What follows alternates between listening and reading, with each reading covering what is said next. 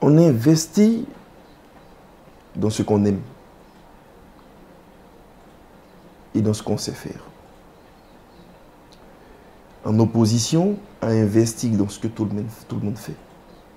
On a tendance à remarquer que dès que quelqu'un commence à faire une activité, tout le monde veut la faire. Or, cette personne, quand elle décide de faire cette activité, on ne sait pas ce qui la motive à le faire. Donc le premier conseil que je vais donner à Madame Kwame, c'est d'abord de chercher à investir, d'identifier les choses qu'elle aime et qu'elle sait faire.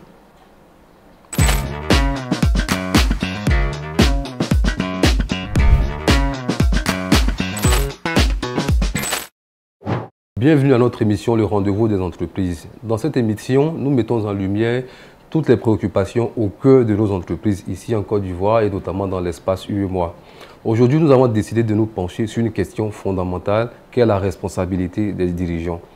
Je suis en compagnie de M. Ouattara Navaga, qui est expert comptable, dirigeant d'un cabinet d'expertise comptable à Paris et chef d'entreprise. M. Ouattara, bienvenue sur notre plateau. Merci. Alors, nous allons parler de la responsabilité des dirigeants au sein d'une entreprise. Alors, M. Ouattara, dites-nous, quelles sont les principales responsabilités des dirigeants au sein d'une entreprise ou d'une société? Merci. Alors, il faut voir la responsabilité du dirigeant dans le cadre d'une société à 3 niveaux. À 3 niveaux. Vous avez des responsabilités qui découlent, j'allais dire, des obligations législatives. Donc à un certain niveau plus élevé. On dit dans notre espace, c'est l'acte uniforme OHADA, c'est l'ensemble des règles qui régissent le droit des affaires, de la comptabilité et d'autres matières également en Côte d'Ivoire et dans d'autres pays, notamment les pays de l'UEMOA que vous avez bien fait de citer en introduction de l'émission. Vous avez également des responsabilités au niveau que j'appelle contractuel parce que le dirigeant est désigné par les associés de l'entreprise à travers peut-être des statuts ou à travers une assemblée générale. Donc c'est un contrat par lequel le dirigeant accepte donc d'être dirigeant de l'entreprise. Et à l'intérieur de ce contrat, on lui dira ce qu'il faut faire, ce qu'il ne doit pas faire. Donc il a une responsabilité au niveau contractuel. Vous avez un troisième niveau des responsabilités qui provient généralement des fautes de gestion. Des fautes de gestion parce qu'il peut arriver que le dirigeant, dans l'exercice de son activité, de sa fonction, pose des actes, et j'allais dire anormaux. Des actes qui ne devraient pas normalement poser, mais qu'il a posés, et donc qui ont un impact négatif sur l'entreprise. Donc pour ces 3 niveaux-là, on a des responsabilités du dirigeant. D'accord. Et toujours sur la responsabilité. Alors, la bonne gestion d'une entreprise relève-t-elle exclusivement de la responsabilité du dirigeant? Oui, parce qu'il est le premier responsable de l'entreprise. Et après, c'est lui, vous voyez, c'est un peu comme un match de football. Et quand on perd le match, on dit c'est l'entraîneur. On dit c'est l'entraîneur, pourtant c'est pas lui qui joue sur le terrain. On estime que c'est lui qui a fait le classement, c'est lui qui a sorti Adengra, c'est lui qui a fait rentrer, comme on appelle, un autre joueur. Quand on a également gagné, on dit c'est lui, on le met en avant. Donc c'est pareil pour le dirigeant, vous êtes le premier responsable de l'entreprise, donc c'est vous qui distribuez les rôles dans l'entreprise. Dès lors, quand il y a des problèmes, vous êtes le premier à qui on pose des questions. D'accord. Donc voilà en gros ce que je peux dire sur cette question. Ok, d'accord. Maintenant, parlons de responsabilité légale pour le dirigeant. Alors, quels sont les risques que le dirigeant peut-il encourir en cas de non-respect de ces obligations-là? D'accord, quand j'entends responsabilité légale, ça voudrait dire les responsabilités qui émanent donc du dispositif législatif. Ça veut dire l'acte uniforme et puis les lois internes en Côte d'Ivoire et dans les autres pays. Donc, peut-être que je vous choque de dire ça, mais un dirigeant peut aller en prison. Parce qu'il y a une chose qu'il n'a pas respectée dans la réglementation. D'accord, dites-nous. Vous savez que les textes qui régissent la comptabilité, qui organisent la comptabilité, ont prévu un certain nombre de sanctions pénales pour les dirigeants, mais ont demandé aux États de légiférer en interne. Ça veut dire de prendre des lois en interne pour calibrer les sanctions. Et c'est vrai aussi que les gens ne le savent pas suffisamment, mais en Côte d'Ivoire, depuis 2017, il y a une loi qui a été votée. Donc, pour mettre en application les sanctions, qu'elles soient notamment pénales et des sanctions également pécuniaires pour les dirigeants qui ont failli à leurs responsabilités. Voilà. Donc, au niveau pénal déjà, comme je vous disais tantôt, on peut envoyer un dirigeant en prison parce qu'il n'a pas respecté des dispositions de l'acte uniforme.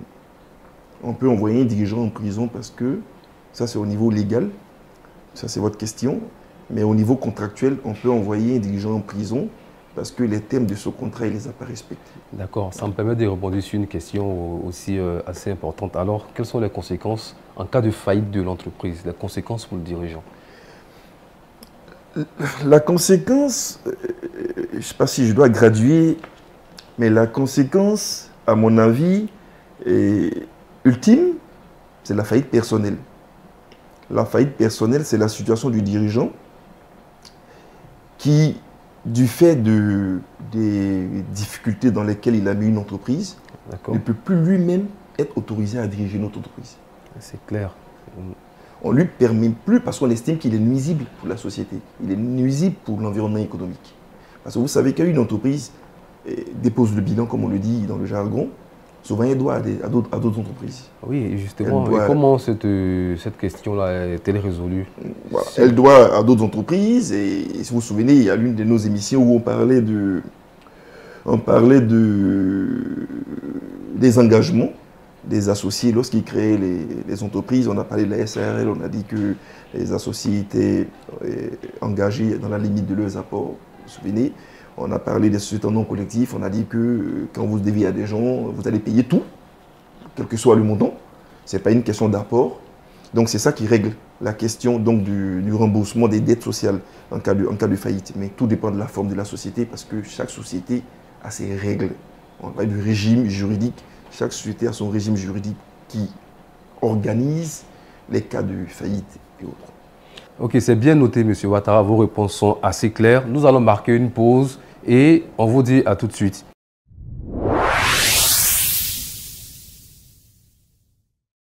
Africa Mine.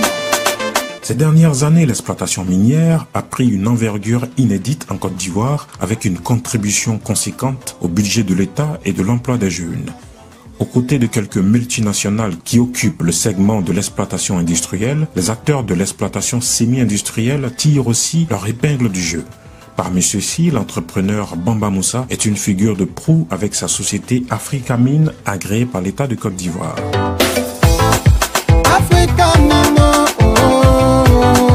Exploitation minière. L'or, notre métier, notre passion. Nous sommes de retour en compagnie de M. Ouattara. Avec lui, nous abordions la question de la responsabilité des dirigeants. Alors, M. Ouattara, dites-nous de façon concrète, la faute de gestion au sein d'une entreprise, qu'est-ce que c'est? Alors, un dirigeant, j'allais dire à la base, a l'obligation de respecter les conditions et les raisons pour lesquelles il a été recruté. Donc ça voudrait dire de mener à bien le fonctionnement de l'entreprise. Imaginez que le dirigeant décide de licencier un travailleur et que ce licenciement est jugé par un juge du travail comme étant un licenciement abusif. Et on demande à la société de payer 500 millions de dommages et intérêts à l'employé qui a été licencié. Ce n'est pas le dirigeant qui va payer, c'est l'entreprise qui va payer. Cette action du dirigeant peut être qualifiée de faute de gestion parce qu'on va estimer qu'il n'a pas pris la pleine mesure des actes qu'il devait poser. il a un certain nombre de personnes à son service, des conseillers juridiques, réseaux humains et autres, il aurait pu les consulter et évaluer la situation de l'employé, du salarié en question, avant de décider de le licencier. Et en le licenciant, en ne tenant pas compte de ses avis, c'est une faute qu'il a commise, qui cause un préjudice à l'entreprise. Donc ça, on peut le retenir comme étant une faute de gestion du dirigeant. Et pour cette raison, les associés de l'entreprise peuvent poursuivre les dirigeants. Parce que vous savez qu'on peut être dirigeant d'une entreprise sans être associé de l'entreprise. Voilà. Donc les associés qui sont les propriétaires de l'entreprise peuvent décider de dire, toi dirigeant, tu as mis à mal notre entreprise. Tu nous as fait payer 300 millions, 400 millions de dommages et intérêts à quelqu'un que tu aurais dû ne pas licencier dans ces conditions. Donc nous, on a perdu de l'argent, on porte plainte contre toi. On appelle ça généralement dans un langage juridique l'action individuelle. L'action en opposition à l'action sociale, mais qui est autre chose. D'accord, bien entendu. Monsieur Ouattara, une autre question.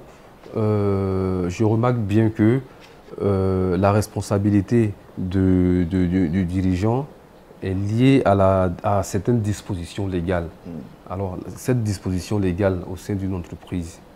concrètement, c'est quoi? Voilà. C'est à peu près ça. Concrètement, c'est quoi? Avec des exemples. C'est ça. Tout à l'heure, je disais qu'on avait trois niveaux d'analyse desquels découlait la responsabilité du dirigeant. Et j'ai parlé donc du niveau législatif et réglementaire. Je parlais donc des actes uniformes, de ce qui régit la comptabilité et puis le droit des affaires. Je parlais également des lois qui sont prises dans nos pays, en Côte d'Ivoire, au Burkina, au Mali, parce que nous sommes dans la même organisation. Et donc, c'est les mêmes tests qui nous sont applicables, à part les tests qu'on prend au niveau local. Parmi ces textes, il y a un texte qui dit que lorsque vous augmentez votre capital social, vous devez informer le registre de commerce. Donc, vous allez au tribunal de commerce pour informer le greffier de ce que vous avez modifié votre capital social. Pour que le greffier en tienne compte pour informer le public. C'est une obligation qui est dévolue aux dirigeants de l'entreprise. Et cette obligation découle des dispositions légales. Si le dirigeant ne respecte pas ces dispositions, les conséquences qui en découlent sont des conséquences que j'appelais législatives et illégales. Et on a plein d'autres exemples comme ça qui existent, où la loi prévoit que le dirigeant fasse un certain nombre d'actions. À chaque fois qu'il n'a pas fait et que la loi le rattrape, ce sont des conséquences liées à sa responsabilité légale.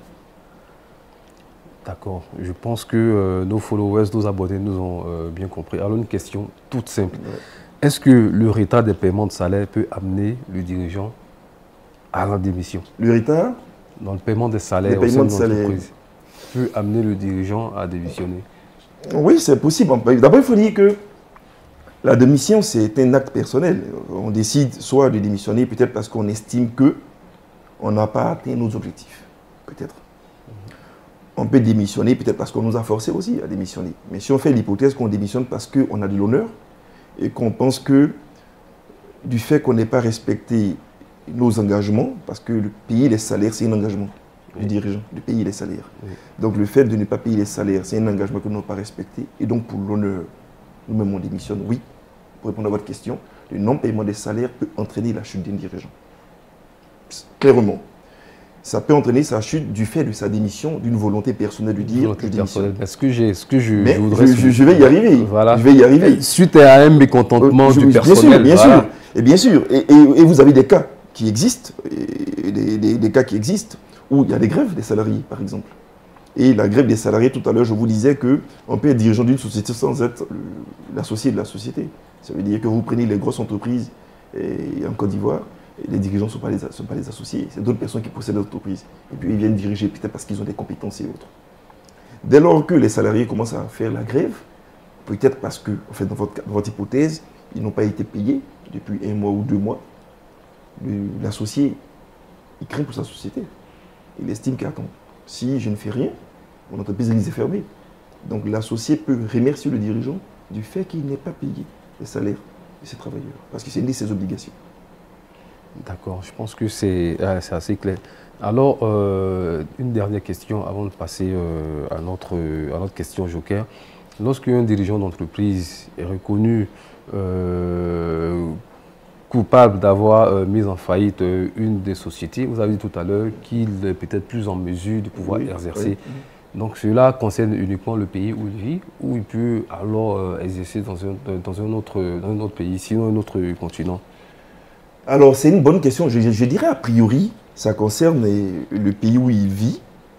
Par contre, si nous sommes en environnement OHADA, le fait de juger un dirigeant et le rendre failli, avoir, qu'on appelle, prononcer sa faillite personnelle, ça emporte également dans les autres pays qui sont membres de l'OHADA. Je pense qu'il y en a 17 maintenant à peu près qui sont membres de l'OHADA. Il ne peut pas normalement diriger les sociétés dans ces entreprises parce qu'il a été jugé failli du fait de la loi de ces différents pays. Donc, logiquement, il ne devrait pas pouvoir comment on appelle, diriger des entreprises dans ces pays-là. Maintenant, est-ce que, en sortant de l'environnement, s'il va en France, aux États-Unis, est-ce qu'il peut diriger une entreprise là-bas? Théoriquement, j'aurais dit non. Il ne peut pas diriger une entreprise. Théoriquement, j'ai dit non. Et tout simplement parce que, en décidant de créer ou diriger une entreprise là-bas, si l'administration de ces pays mène une enquête sur la personne et qu'elle découvre que cette personne a déjà été déclarée faillite dans un autre pays, elle va empêcher le fait que l'entreprise, la personne puisse diriger. Non, parce que tu ne vas pas aller quand même gâter chez toi, et puis ce n'est pas chez moi que tu vas laisser. Donc, on fera en sorte que vous ne puissiez pas diriger l'entreprise. Mais il faut dire que la faillite, c'est dans un temps, c'est dans un délai, ce n'est pas définitif. Généralement, quand on déclare la faillite personnelle, c'est sur une période, et puis après, on peut rien. Voilà. Après, la personne peut revenir. Et cette déclaration se fait à la suite d'un jugement, d'un procès. La faillite est déclarée, oui, au terme d'un procès. Voilà. D'accord. Alors, M. Ouattara, nous allons passer à la question du jour que je vais vous laisser découvrir. Elle vient de Mme Kwame Laroche, qui est l'une de nos abonnés. Alors, je vais vous laisser le soin de lire la question. D'accord. J'ai une économie de plusieurs milliers de nos francs, peut-être millions aussi. Dans quel secteur d'activité me conseillez-vous d'investir? Il est possible, s'il est possible, une activité, si possible, une activité avec un RSI garanti. Ah d'accord, Madame Kwame Laroche, ok. D'accord, excusez-moi, je vais relire la question. Alors, Madame Kwame dit dans sa question, alors j'ai une économie de plusieurs millions de nos francs. Dans quel secteur d'activité me conseillez-vous d'investir, s'il est possible, une activité avec un RSI garanti? RSI garanti. Il faut dire que le terme RSI, ça me rappelle un peu les scandales qu'on a eus, notamment avec les entreprises d'un domaine agricole et puis des VTC. Alors, la première chose que je vais dire,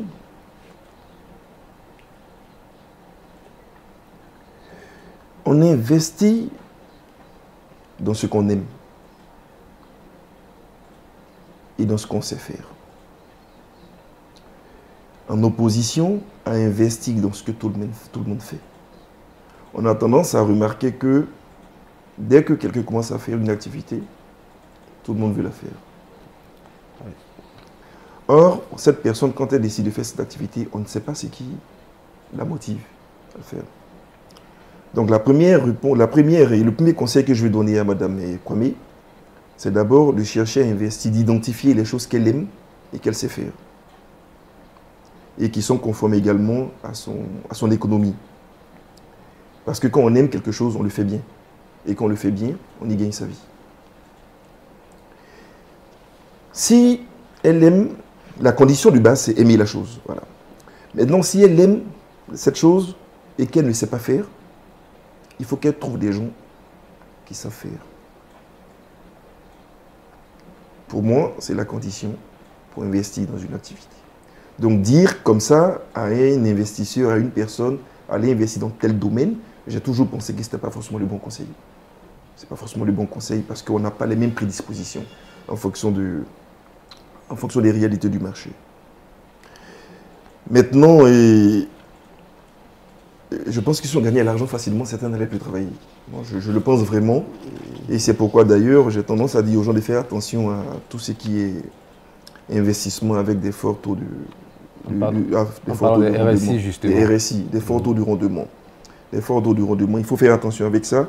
À l'époque, on avait conseillé quelques personnes quand il y a eu les entreprises dans le domaine agricole, agrobusiness et autres. Oui.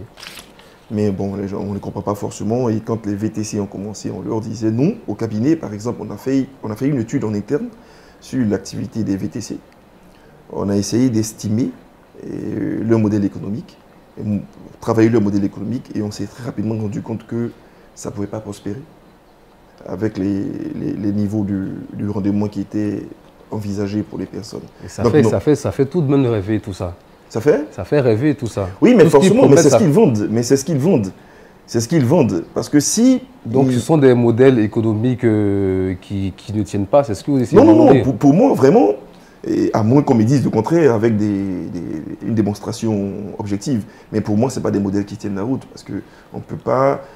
Donc, si on gagnait l'argent comme ça, je vous assure qu'il y a des gens qui ne travailleraient plus parce que, bon, voilà. Ça aurait été plus simple pour les gens de mettre leur argent dans un business qui va être géré par quelqu'un dormi et puis à la fin du mois, on leur donne de l'argent. Donc, Madame Kwame, non.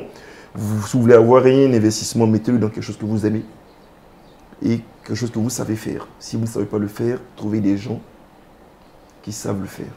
Et en ce moment, vous travaillez ensemble. Parce que simplement, au risque de me répéter, on fait bien ce qu'on aime. Et quand on fait bien ce qu'on aime, on gagne forcément de l'argent dans ce qu'on fait. Et c'est sur ça que nous allons terminer, M. Ouattara. Merci pour vos éclaircissements. Nous arrivons au thème de notre émission. Nous étions en compagnie de M. Ouattara. Avec lui, nous abordions la responsabilité des dirigeants. Nous vous disons à très bientôt pour un autre numéro du rendez-vous des entreprises.